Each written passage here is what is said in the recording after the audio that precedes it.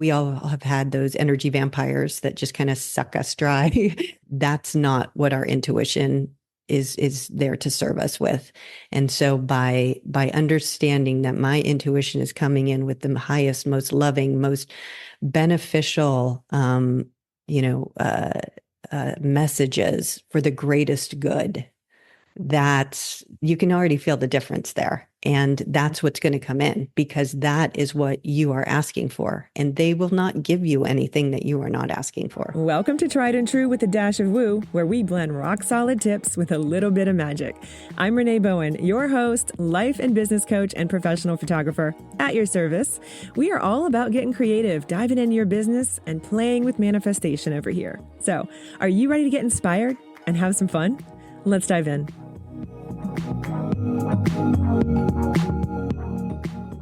Hey friends, welcome back to Tried and True with a Dash of Woo. I'm your host, Renee Bowen. I hope you guys are all having an amazing week. I am thick and deep into tax season at the time of this recording, and I'm almost done getting that done. So I hope you guys are also getting through that. All my fellow small business owners, just everybody in general, right? Like you can't really escape it no matter who you are, but when you run a business and you're a corporation, things like that, it's a lot. So thankfully I have an amazing accountant. If you guys are looking for an amazing accountant, by the way, and you need someone who specializes in business, let me know. I'm happy to introduce you to my people because they're awesome. A couple of things real quick I wanted to chat with you about before we jump into my guest today, who is amazing. And you're going to love, love, love what we talk about. I wanted to just sort of mention that I do have one more spot open, only one at this moment for one-on-one support for coaching. My packages are 3-month or 6-month. I don't like to do one-off calls unless it's kind of an emergency. So like definitely do reach out if you need something and you need help.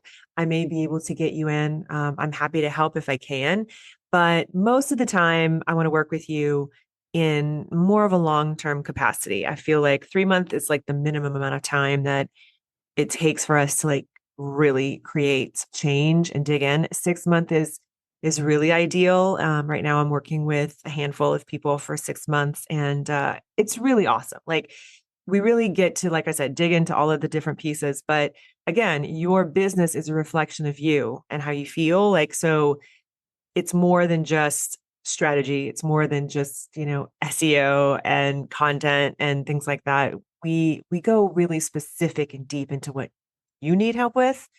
And there's a decent amount of coaching involved in this for me anyway. Like that's sort of how I prefer to operate as a coach.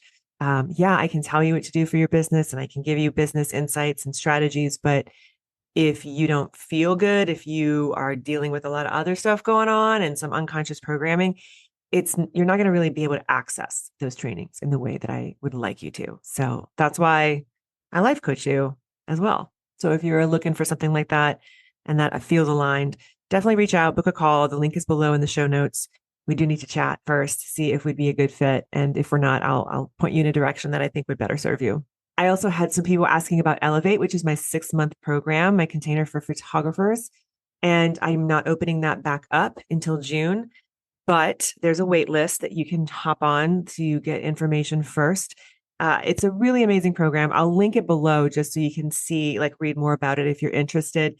I do limit the number of people I accept into that program. And there's also an intake form to fill out because I've been working with most of the women in this group for years, and I'm very protective of our group and the energy that we create together inside of it.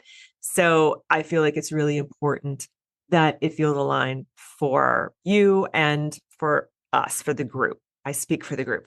So we don't necessarily have to hop on a call, but that is always an option for you as well. If you like to hop on the wait list and get information first before everybody else does, that link for you is below. All right, today's guest, you guys, I'm talking with Jenn Cohen today, and we have a really interesting and awesome conversation all about how to know these 5 signs, and actually probably a little bit more than 5 signs that you're not paying attention to your intuition and how to get back into alignment with that.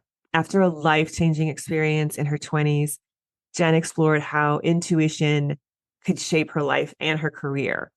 She spent 27 years in the entertainment industry, and she found that intuitive decisions often led to success. And so now, as an intuitive consultant, she helps individuals and organizations as well unlock their potential, gain clarity, and achieve their goals through practical, intuition based strategies. So her work fosters growth, creativity, and purpose in both personal and professional realms. Jenn and I are super aligned. We have a phenomenal conversation about all things intuition, how to really hone in on that, how to know when you're not operating from a place of intuition, and how that really relates to strategies in business as well. So let's dive in. Hey, Jenn, thanks so much for being here today. I'm really excited to chat with you about intuition and 5 signs that we're ignoring our intuition. I wanted to just start really quick, though, dive right in and find out like what brought you to this journey with intuition. Yeah. First of all, it's great to be here. So nice to be on your show. I love it. I'm a regular listener and get a lot from not only you but your guests. So thank you for what you're doing. Um, how I got here. I have always been intuitive. I've had the curiosity of things that might not necessarily be what we're taught to see and what we're taught to look at. And I was fortunate enough to have a family that encouraged that, even though they were educators and in the education, teachers and counselors. They really supported my way of looking at the world. And I had uh, a tragedy with my dad passing when I was at a young age. And he came to me the night of his funeral and with a signal of some lights flashing. I was lying on his side of the bed, and it was pitch black in the room, and was just kind of calling out, and the light flashed on and off and on and off. And I asked if that was him. The light flashed on and off and on and off. And that really signaled to me that there were, I knew on some level that there was something that we couldn't see, touch, taste, hear, feel. And that's our sixth sense. And that was my entry point really into trusting in that in a way that I could see physically. Yeah, no, I love that because it was like sort of like one of those undeniable, like, okay, is this really happening? I'm interested too. Like, had you had glimmers of things like that happen to you before that, and you were just sort of like, eh. Yeah. It was great to have a supportive family, but as with all of us, we're taking cues from our culture, we're taking cues from other children at that time. And, I would say something and I kind of get like a funny look, and that stays with you. And so there was doubt, and I wasn't always ready to, speak up about that. And there was a part of me that would then say, oh, I'm an introvert, or people would say, she's an introvert, she's an introvert. And once I was able to have full trust in that knowing, it was like, I'm an introvert around people that I don't really share this knowledge with, but I'm pretty much an extrovert when I get around people that I can talk about this really freely and openly. And so it was finding my tribe. It was finding people. And then I discovered, I worked 27 years in the entertainment industry. And I discovered that, I could connect with people on this in a way that they were timid to bring it up. And so having that trust, having that belief, having that knowing allowed doors to open for others to feel more comfortable talking about it, which is so gratifying. Yeah, no, I get that. I totally get that. Like, I definitely self-identify as, I think I am an introvert at the heart of all of this, but it makes a huge difference. I think it's more of just that I just don't have maybe patience or desire for small talk about silly, weird, you know what I mean? It's like, no, Yep. let's get into like the real stuff. What's really Totally. happening here? Like when people, yeah, I'm like, okay, I can go there with you. That sounds fun to me. So Absolutely. Absolutely. yeah. So I want to, all right, let's get into this whole the signs you're ignoring your intuition, because I hear this a lot from people, from my clients and creatives. A lot of creative women that I work with are like, I don't know if this is my intuition or if this is fear or if this is like there's so much overthinking, right? With Hmm. these creative, spicy brains and anxiety or whatever it is got going on. And so it can be really hard for a lot of people to discern. So Yeah. what do you think those signs are? Yeah. So before we get into the science, it's really important to recognize, in our brain we have two hemispheres, the left hemisphere, the right hemisphere. The left hemisphere is critical thinking.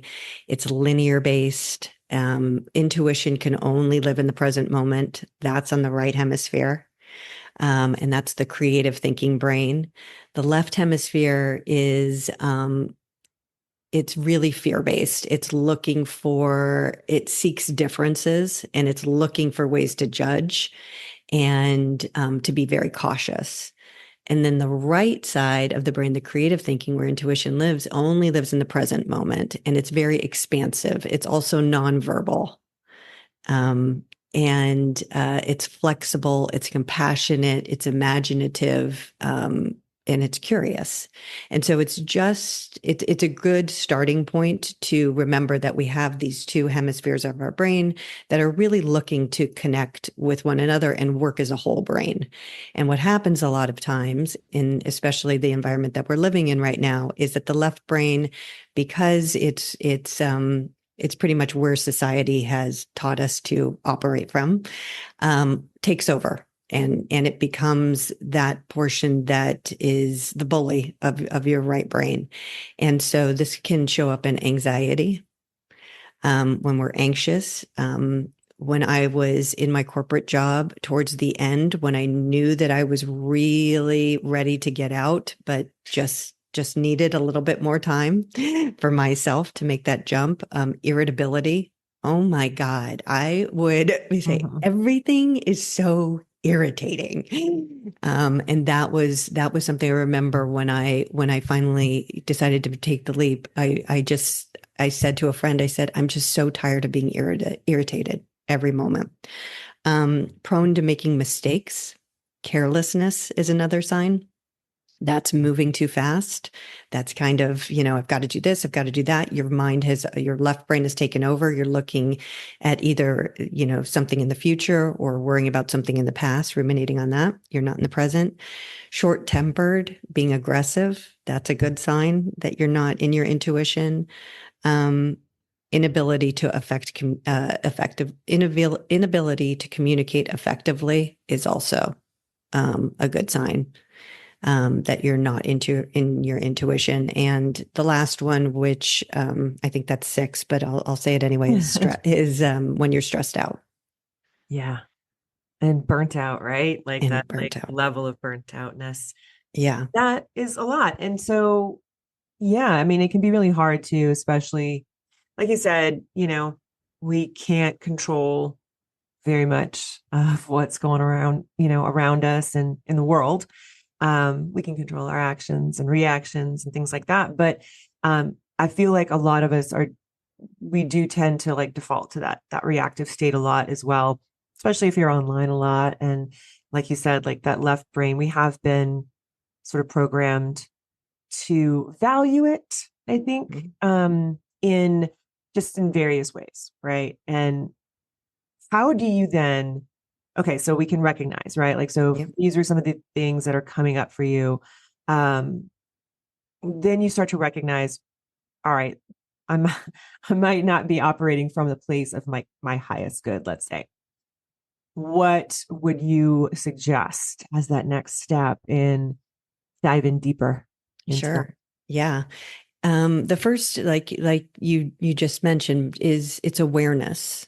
And that you've probably had this, or your listeners have probably had this, where, you have had five fights imaginary fights before you become aware, like, oh my gosh, I just went through 5 different scenarios with different, things or people, and I'm super tense. It's awareness. This happens to me in the shower, where especially when I was about to go into work, where it's like, if this person says this, da da da da da, and I would catch myself, and the quicker I practice, or the more I practiced it, the quicker I would catch myself. So then it went down to maybe 3 fights, and then it went down to a half of a fight. And how I would combat that just in the moment very quickly is I would just switch. And we all know about gratitude. It's out there. Everyone talks about it. And there's a reason that everyone talks about it, is it just quickly gets you out of this kind of fight or flight state. And it gets you in that present moment. So just in the shower, for example, it was, I'm so grateful for this warm water. I'm so grateful for this soap. I'm so grateful for my arm that I'm lathering up. I mean, it can just be really, quick, and then it just gets you out of that. So that's one way to get out. And then for like we mentioned carelessness, or making careless mistakes. That's simply slowing down. And our breath is our greatest asset. The body follows the mind, and the mind follows the breath. So if we can just take some clear breaths, and what I really like to do is make an audible sigh as I breathe out. It kind of vibrates in your body and allows your body to know we're clear, we're good here, and it gets you out of that fight or flight state. Short-tempered, aggressive. You might just need to go outside for a minute. Nature is, I say it's the ultimate sage, being outside, if it's a sunny day, just basking in the sun, kind of feeling it on your skin. It allows you, again, the pause in order to get away from the irritable situation that you're in, and allows you to focus on nature, focus on what's around you, and take some deep breaths. And when you're able to do that, there's a signal that I like to do, which is I just kind of call in my intuitive self. And as I breathe in, it's almost like you see a light coming down through your head and into your throat, and then into your heart, and like you can just sigh out. But then you can, I use a phrase, and it says, we're here, and we would like to share with you. And in that moment, it's kind of like you've given over your frustration, and you're trusting what's coming through is for your greatest, highest good. Mm-hmm. And that phrase really resonates. Yeah, that's very powerful. I think that's a really great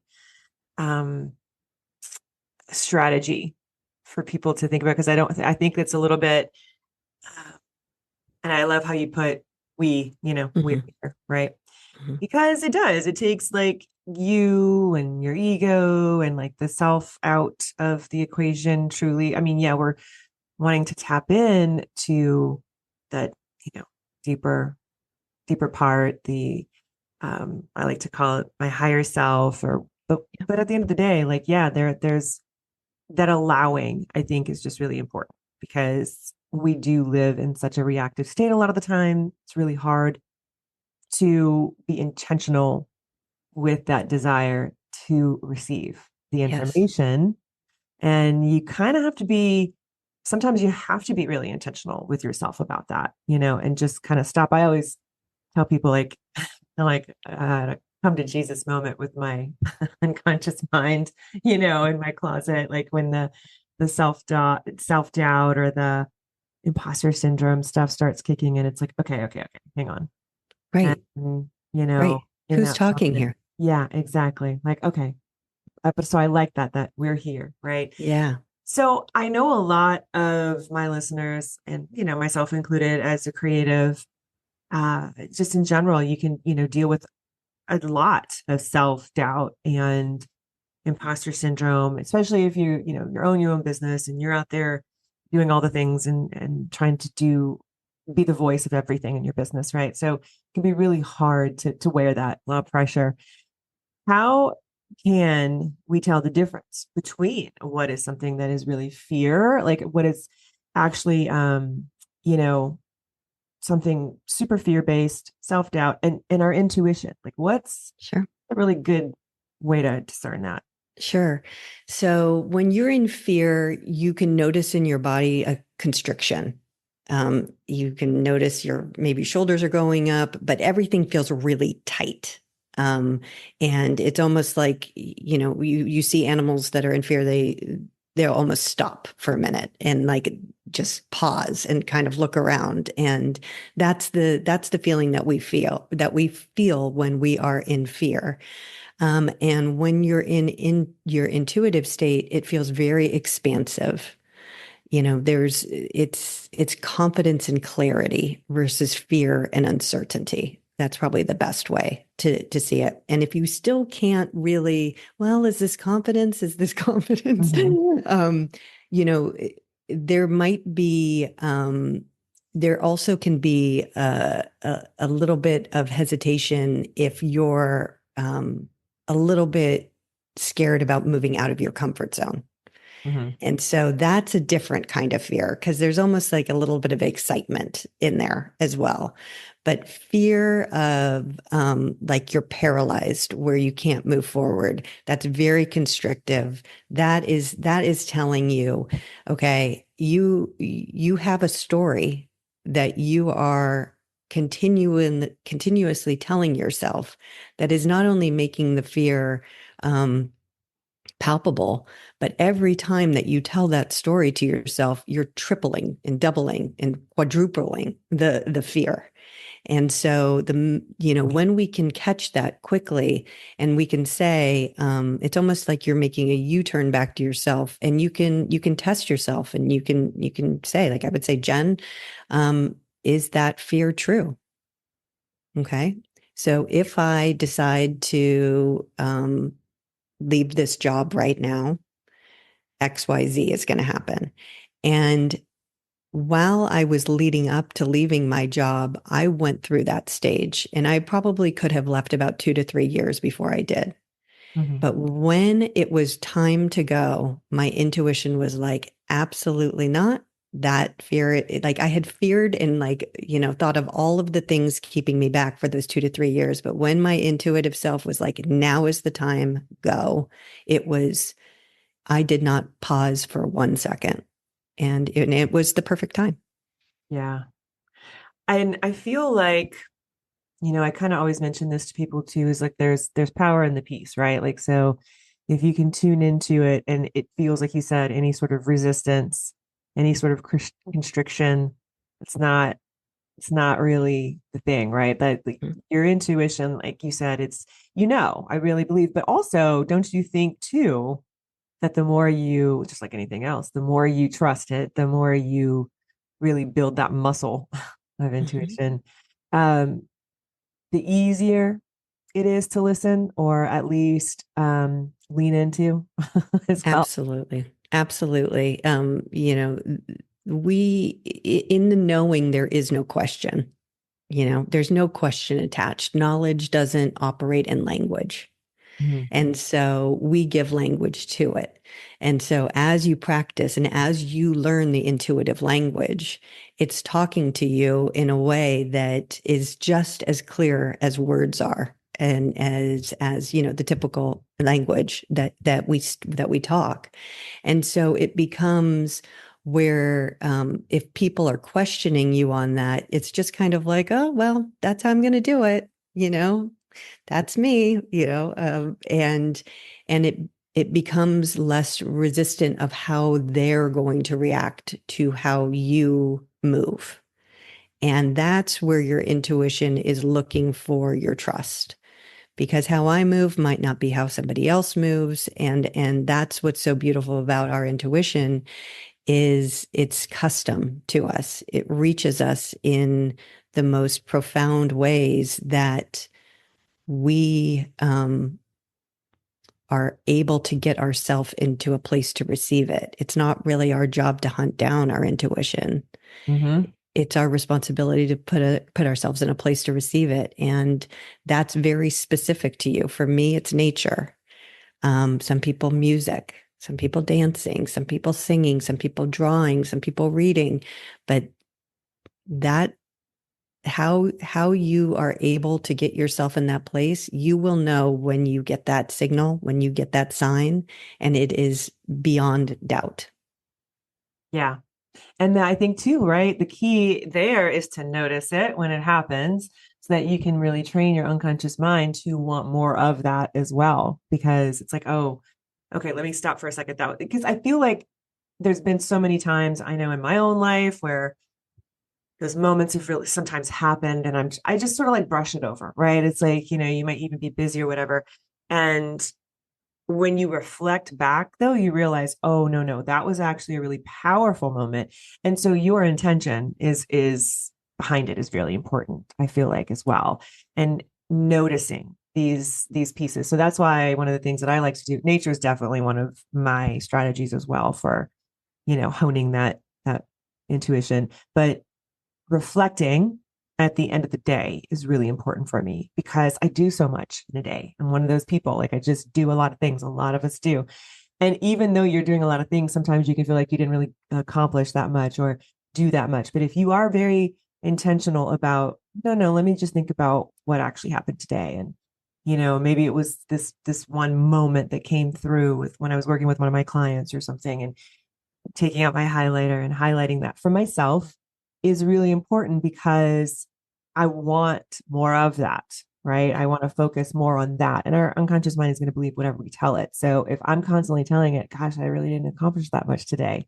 Well, it's going to look for more of that. And I want to be intentional about the things that I did actually spend time on and when these moments specifically happen, because I would like to strengthen that. So I think Yes, that could be a really important piece of that as well. But let's talk a absolutely. little bit about, like, I know you work with organizations and, in some of the work that you do, um, specifically on how intuition like can be used as a strategy, even for branding, for marketing. Mhm. I have a lot of Sure. people who own their own business listening to this. Yeah. Yeah, how's Yeah. that going to play? So the creative side of our brain, I mean, it is such a superpower for work, for communication, for inspiration, for imagination. You cannot create what you can't imagine. And that lives on the side of our intuitive brain, of our intuitive self. And our intuitive self is constantly knocking on our door. It's where we're putting our attention. Um, and in business, a lot of times, and I'll say corporate, my experience was hard skills. And that is very, very left critical thinking. And we need that. Trust me, we need that. And what I'm talking about, it's not saying, okay, left hemisphere go offline. No, it's saying there's room for the right hemisphere to come on. And it's much more the feminine side of the house. And as we're moving into this much more divine feminine time and space, um, the value of what the right brain has to offer, it's not only powerful in and of itself, but what it can um, guide and help our left brain come online for. And so it's almost like the engine doesn't have to rev so much when we can incorporate mindfulness tactics, when we can incorporate things that in the past people would call lazy, and unproductive. When we are able to put just as much value on that as the preparation, the PowerPoints, the endless meetings, when we can start to balance that out, we can not only become more imaginative, more efficient, more effective in how we communicate with people, we can have more hours in our day, essentially. because we're just not ruminating and we're not going over the same thing. And so that's what I when I work with companies, it's really, it depends on the company, but sometimes people are like, that's so woo woo.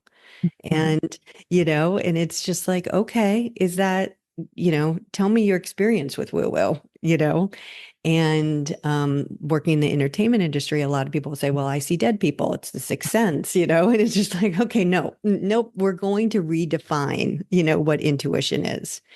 And we're redefining it in a way that it's not scary and that you all know that you have it. It's not something that witches have. It's not something that women have. So it's really, I'll have people say to me, well, what if you don't have intuition? And that's the first debunk.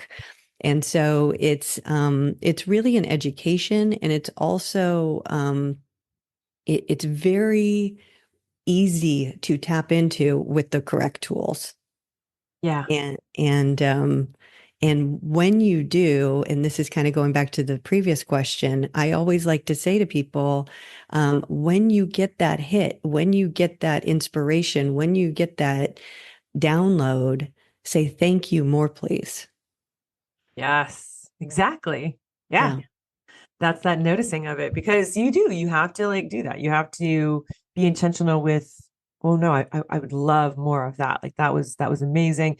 Being appreciative and grateful for it in the moment too, like you said before, is a super big one for me. Yeah. And taking a minute to recognize that. I think a lot, like for a long time, for myself personally, I noticed that I was having these intuitive downloads, and all of these things would drop in, let's say in my late teens, early 20s. And because of my own upbringing and programming, and that really does come into play a lot. I know you said you were brought up in a very open place with that, but a lot of people aren't. Hmm. And it can be very suppressed. Not saying that, doesn't mean you have to come from a bad experience with your family. It just could mean that it's not understood and not valued in that way. And that was, it's very much, or, brought up like myself in very strict religious sort of upbringings. And so there isn't like a whole lot of room for that in that space. Um, so I always remember feeling like the black sheep, like a fish out of water. Yeah. Why was I always questioning the things that I was taught? I was like, but what if there is? And so I think a lot of times in that space in my life, in that time in my life, uh, it was easy for me to just sort of sweep it away and ignore it. But the minute you sort of the minute you sort of like notice it, it can also open up the floodgates, which Hmm. can also feel a little scary to people. Sure. And I went through that as well. It's like, whoa, whoa, whoa, whoa, whoa. And so I do think it's important to um, be very intentional about that, and to let people know too, and you probably see this a lot, is you can discern, you can determine at what rate you would like that to come in as well. Absolutely. It's like you can turn up the volume, you can turn down the volume. You're in control of Yeah. that. Hmm. And I feel like a lot of people don't think that way, at least when they're just sort of like dipping their toe into all of this. Yeah. They kind of have this feeling of, I'm not going to be in control, but that's not true. And you are able to, like you said, turn up the volume or not and decide. Yes. Yes. And for me, what I always do is I call in the highest, most loving vibrations. Yeah. I'm not I'm not here to pick up anybody's negative energy. I'm not here to pick up you know, just low energy. We all have had those energy vampires that just kind of suck us dry. That's not what our intuition is there to serve us with. And so by understanding that my intuition is coming in with the highest, most loving, most beneficial, you know, uh, messages for the greatest good, that's you can already feel the difference there. And that's what's going to come in because that is what you are asking for. And they will not give you anything that you are not asking for.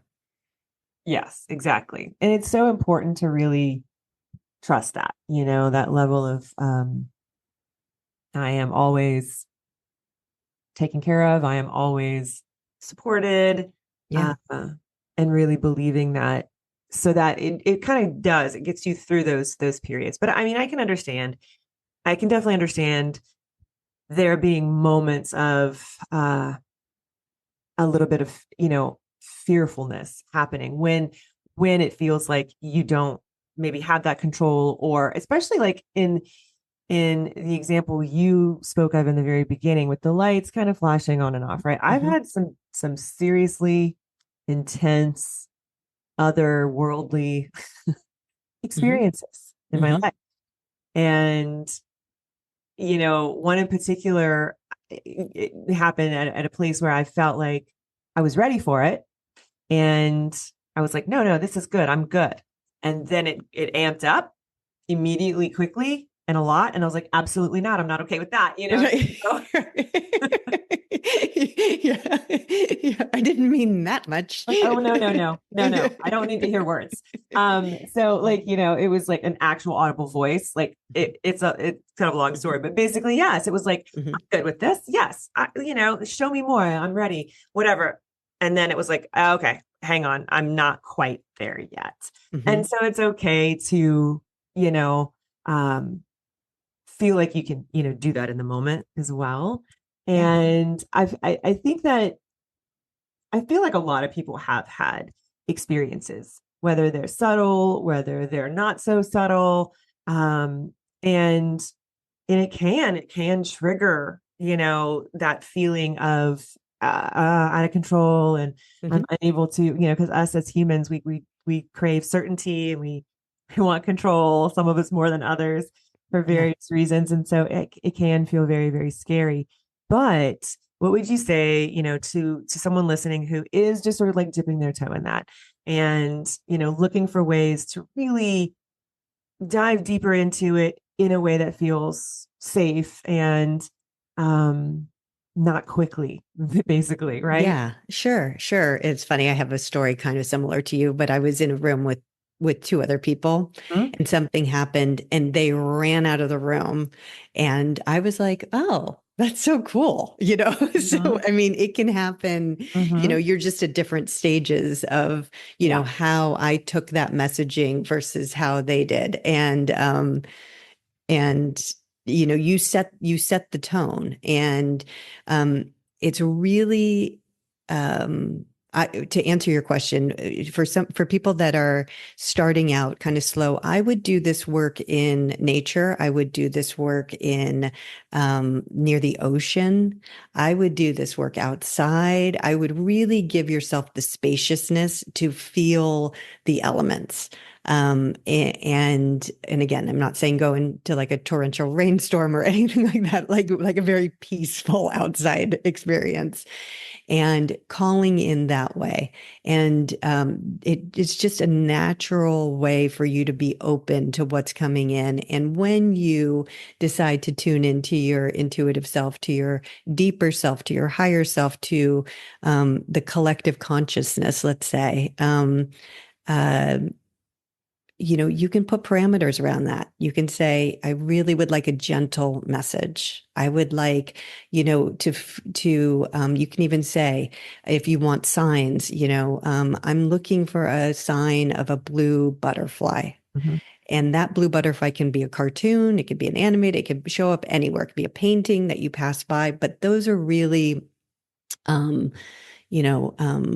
very calm ways to enter into this field, to know that your intuitive self is always there to help you. It's always there to show you the way. And it might not be exactly the way that your ego is expecting it to show up, but it is the way that your spirit is guiding you to that answer. And if you might not be just ready universally to receive it, it might introduce you to somebody who then takes you on the path to getting that answer. And that's a very gentle way that's not so harsh or jolting to the body. Yeah, for sure. Yeah, go at your own pace. I feel like, you know, there's definitely some times where you want to possibly push yourself out of your comfort zone, and growth, happens outside of it for sure. But also, if it's going to feel super scary, it's probably going to have you know what I mean? Like that's not a great state Right. to continue to stay in, right? You don't want it to trigger some stuff. Rooting back down into that peacefulness, I Mhm. think, is a really important like factor. And so, what are some ways? I know you've talked about like clearing the static in some of your work, right? Like Mhm. so. I know we talked about nature and things like that, but what are the biggest sources of the static, do you think? And then how can like entrepreneurs remove that? It's the stories we tell ourselves, It is, oh my gosh, what story are you telling yourself? Like that, to me is I can fall prey to that very, very, very quickly. And I can find things that support that very quickly. And so um, there's mantras that I do every single day, and they become like exercises, they become the practice. Um, when I notice myself um, overeating, that will be a trigger of like, okay, wait, what am I trying to avoid? What am I trying to stuff down? That's a really good, all of these things that we are like, oh, I want to stop doing that. I want to stop doing that. Um, Many times they're great teachers in what we have to learn. And they're showing us, oh, you know what? That's just a symptom that I need to pay much more attention to um, my ego trying to get in the way of keeping me protected. And I put that in quotes, Yeah. because intuition has no reason to keep you protected. It's not here for smallness. And that greatness is the big leap that we all, we're like, oh God, that seems so scary. But it's really, for everything that I've learned, it's the scare that I have created in my head. And it's the judgment of people that I don't necessarily care what they think. Yeah. And then it goes into, oh God, but then I'm going to be alone. I'm not going to have any friends. No one's going to be able to take care of me. And then that's that U-turn back where it's like, well, how's that working out for me now? Hmm. You know? Okay. I'm kind of just, I'm living in this protected small state so that I can continue this relationship. Hmm. That doesn't seem real right. And once that flowing of thought comes in, rather than, go ahead, grab that snack, sit on the couch and binge Netflix, again, totally fine to do sometimes. Don't get me wrong, love it. But when it becomes that pattern that's keeping you away from what your intuition is trying to come through for you, that's when the anxiousness, the irritability, the carelessness, the stress comes in, just to circle back to how we started. Yep. Um, but those things that we tend to do to soothe ourselves, and we've been taught to soothe ourselves, um, can really create that static for our intuition. So it's finding those new ways to soothe ourselves: a bubble bath, a walk, music, a good talk, a deep talk with a friend, a fellow introvert, but those are the things. And so it's an awareness. It's an awareness, and then it's the willingness to just kind of call it out. And it doesn't mean that you have to stop it right that second. The work is just calling it out at that moment. Yeah. I feel like that is the most important piece of it sometimes too, because like um especially if you're living in that hypnotic state of just going about the motions and having all of these, like like we were talking about in the beginning, the symptoms of not listening, to the intuition, all these things are going to happen. And yeah, that self-soothing, all of these quote unquote unhealthy things that like you've had the conscious awareness that they're not leading you to your best, highest good. And it is just a little bit easier to continue doing it, to stay on that loop because, now it's a habit as well, but also it's that numbing, right? It's the Right. running, it's the fight or flight. It's the flight, like literally like sort of like running away from it and numbing to it. And in the moment, and I can speak to it because I've done it myself. I know how it feels. It can feel incredibly uh scary and really uncomfortable to call it out Mhm. and then to sit with it. But it's also, I think, so important to remember, if you're listening, like calling it out, noticing it without judgment is this really big piece that's really Yes. hard for a lot of us that have a Yes. lot of like I call it the nasty interceptor, right? So that is not normally, first of all, it's not your intuition, but it's definitely not even like you. That's Right. like Hmm. those are other people, usually from your past or instances or circumstances that have happened that got stuck in there. And so sometimes our first, gut reaction is to beat ourselves up for it, especially if there's like something that you've been trying to do and you want to do and is going to move you forward. And yet you feel very, very stuck and paralyzed and you can't seem to do it, especially if it comes into terms with if it's related to putting yourself out there, being judged, perceived, and all of those things, which is super common, especially with women entrepreneurs in the space. It can be really easy for you to just beat yourself up for it and be like, just get over it. You suck. Like, why am I, Hmm. that loop of destructiveness. And so noticing that in that moment as well is, I think, a really powerful move because it is just what it is. It just is. It doesn't have to be good or bad. It doesn't have to be anything. It's like what you put on it is what it's going to be. So noticing it without judgment, like taking that charged emotion out of it and just being like, that's Hmm. really interesting. I Hmm. wonder where that comes from, Hmm.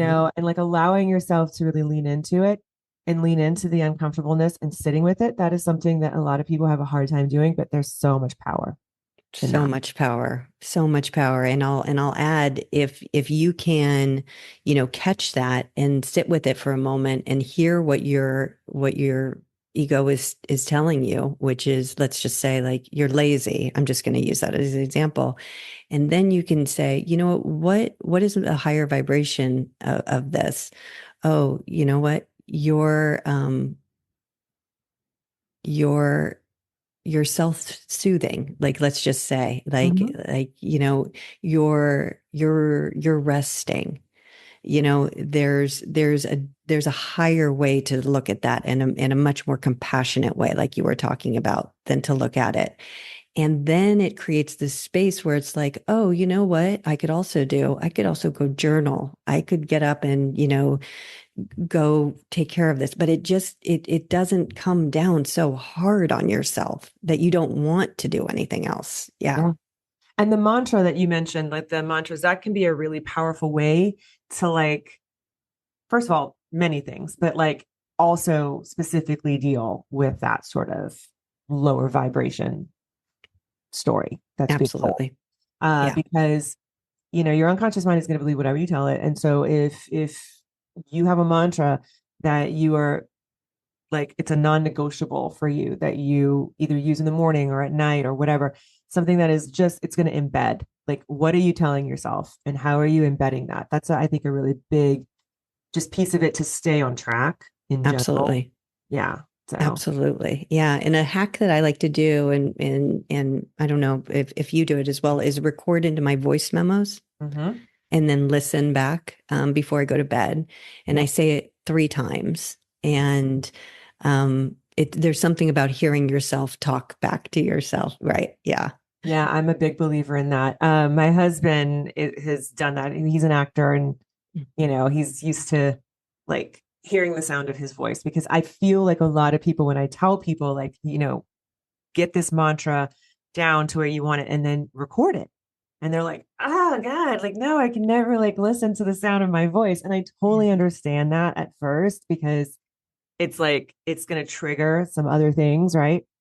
But there is a lot of power in that. I mean, my husband swears by it. Like, honestly, he likes to do it when he wakes up because, and I think it's a great time to do it too. Like, Yeah, find what absolutely. works for you and your Yeah. rhythm. For Yeah. me, I do like it before night because I like to program my unconscious to do what I want it to do while I'm sleeping. Like, Yep. okay, here's what we're going to work on. Yeah. And yeah, that's just the way I like It's to so do it. cool. Yeah. And you can tell it Yeah. to do all kinds of things.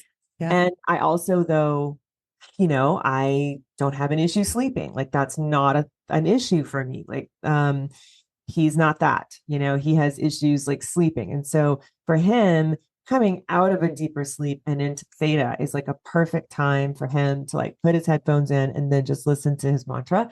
And I've talked about that a lot on like my social and also here on the podcast. And I've heard, some feedback from people saying that was a really good tip. Thank you for that. Because you may not think about it on your own to like just record it, and you may not want to, but just try it. Just try it and see how it feels. And listen, no one else is listening to it but you. Like remove the judgment. You know what I mean? That's right. That's right. It's an exercise in and of itself of catching yourself say, oh, I hate my voice. Wait, no. There, that My is voice is just my voice. Right, right. Your voice is, you have a voice. Like how beautiful, Exactly. I'm grateful for it. I'm glad I can speak. I have language. Like find something, even very small, to say good about it and just keep doing it too, because you will become desensitized to all of that. Like the more you do it, but like you said, it's a good exercise just in general. And that. So yeah, I love that. So if you're saying that that's the barrier to doing it, there's your work. Right. Exactly. Yeah. Well, thank you so much for being here. This is super fun. I love going into all of this and meeting like-minded people as well. I know you work with people in all different capacities. So where do you like to connect with them? I'll put all of this in the show notes so that people can find you. Fantastic. My website's a great place to check me out. Jenn, Jenn, Cohen, Cohen, intuitive.com. And I'm also on Instagram at Jenn Cohen Intuitive. Perfect. Awesome. Well, thank you again. This was awesome. Thank you. Thanks again, Jenn. That was awesome. That was so insightful. I loved those reminders myself. It can be really hard sometimes when the world is crazy and when things are busy and you just have a lot going on. It's super easy to fall back into those old patterns, habits, programs.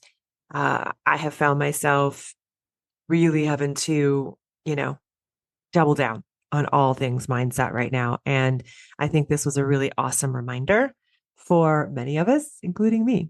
Because remember, your intuition is never going to feel fearful. It's not going to make you feel constricted. It's going to feel expansive. It might feel uncomfortable, but you can see that there's growth on the other side of it. Like you can feel it and there's power in the peace, right? Like really tune into your own intuition. Make it a habit to really strengthen that and to get really good at knowing what feels good, what doesn't, and trusting yourself because you really do know. So whether it's like a personal decision or something to do with your business, your intuition is there to help you and to guide you. And it's not something to be afraid of. I loved the little strategies that she gave us in this episode. And I hope that you guys found this super valuable. As always, if you did, let me know. You can always rate and review the podcast at ratethispodcast.com/Renee Bowen. That's the easiest way to do it because you can just access any platform from that link. But you could do it from inside of whatever platform you're listening to or watching as well. Your feedback is so very appreciated. Thanks again for joining me here, and I hope you have a beautiful week. Love you. Bye.